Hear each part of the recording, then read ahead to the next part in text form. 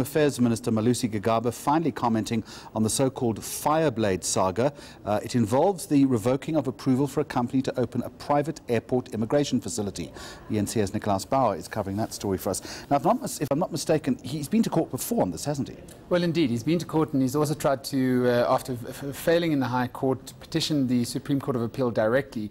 Both times he's lost out. Now the Home Affairs Minister is going to attempt to not have a strike three by petitioning the Constitutional Court directly over this Fireblade saga. Now, you mentioned it's got to do with a luxury terminal or international airport. It's a luxury terminal for wealthy clients and wealthy families who choose to perhaps beat the lines and the queues that the plebs have to stand in, and those people that also own private aircraft and the like. Now, the family in question is the Oppenheimer family, and Malusi Gigaba, the Home Affairs Minister, has now decided to petition the Constitutional Court directly, decided to take the family and this matter directly to the Constitutional Court in the hopes that he will be able to overturn that High Court ruling.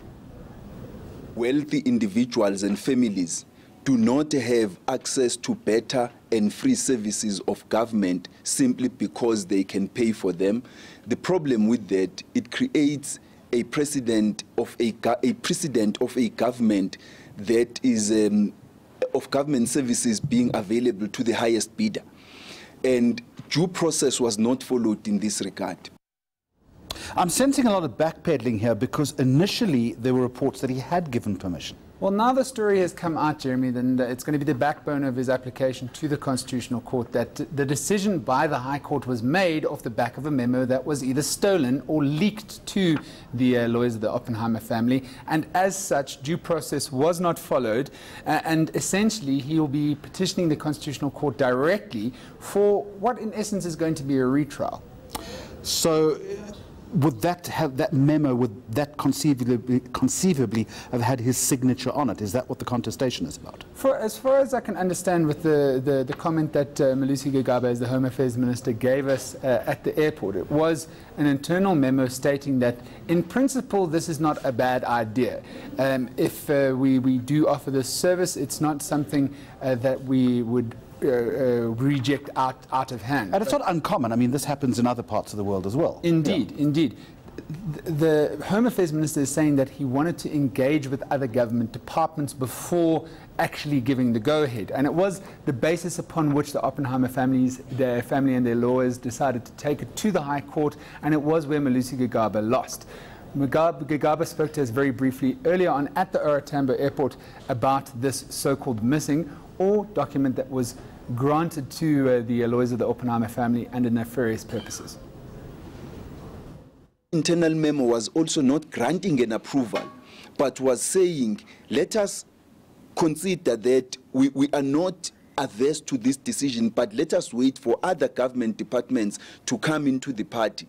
Those government departments had not been given time to respond to the letters that we had written to them. And the internal memo was either stolen or a bribe was paid for it, and it was taken to courts and used as evidence that an approval has been granted. In actual fact, there is no letter either from the Minister of Home Affairs or the Director General of Home Affairs approving the use of this as an international VIP terminal, and there is no contract which was signed to that effect. All right, Nick, so to extend the baseball analogy then, what happens if he strikes out the third time? Well, third time, Constitutional Court strike three, he's out of there, or at least conceivably. I understand South African politics are very unpredictable at the best of times, but in this era of a new dawn, if you find that a minister has been found by the High Court to have lied, loses out in his appeal to the Supreme Court of Appeal, somehow manages to take it to the Constitutional Court and then still loses out, does his tenure as minister then become decidingly improbable going forward? Do we have a time frame on all of this? Not at this point in time. As far as we understand, the department and the minister will be petitioning the Constitutional Court directly. In terms of whether or not the Constitutional Court is going to hear it, we're yet to hear from them. All right, Nick.